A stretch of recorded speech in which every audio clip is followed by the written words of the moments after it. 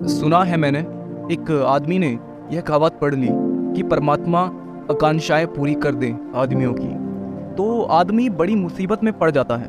उसकी बड़ी कृपा है कि वह आपकी आकांक्षाएं पूरी नहीं करता, क्योंकि अज्ञान में की गई आकांक्षाएं खतरे में ही ले जा सकती है।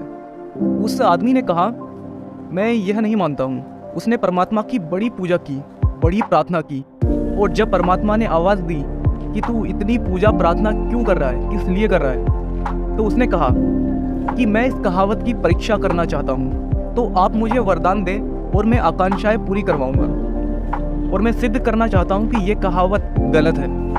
तो परमात्मा ने कहा कि तू कोई भी 3 इच्छा मांग ले, मैं पूरी कर देता हूँ। उस आदमी ने कहा, ठीक है, पहले मैं घर जाऊँ और अपनी पत्नी से सलाह ले लूँ। अभी तक उसने सोचा भी नहीं था कि क्या मांगेगा, क्योंकि उसे भरोसा ही नहीं था कि ये होने वाला है, कि परमात्मा आकर कहेगा कि वरदान मांगो। शायद आप भी होते तो भरोसा नहीं होता कि परमात्मा आकर कहेगा।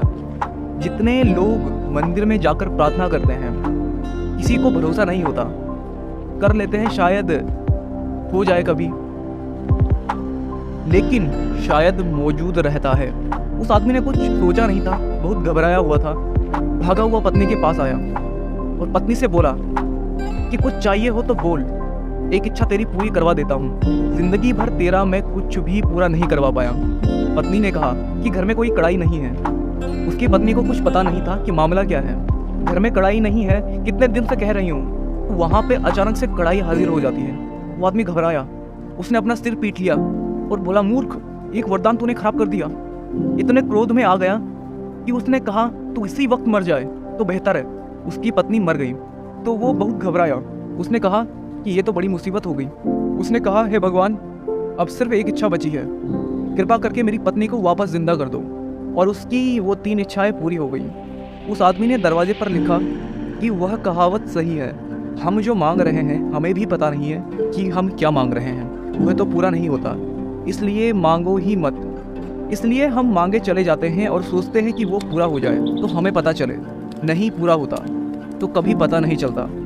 कृष्ण कहते हैं कि मांगो ही मत, क्योंकि जिसने तुम्हें जीवन दिया है वह तुमसे ज़्यादा समझदार है। तुम अपनी समझदारी मत बताओ, बहुत बुद्धिमानी मत करो। जिसने तुम्हें जीवन दिया है, जिसके हाथ से चांद तारे चलते हैं, वो अनंत जीवन जिससे फैलता है और जिसमें लीन हो जाता है, निश्चित इतना तो तय ही है कि वो हमसे ज़्यादा समझदार है। और अगर वह भी ना समझ है तो फिर भगवद गीता दर्शन को आप क्या बोल सकते हैं।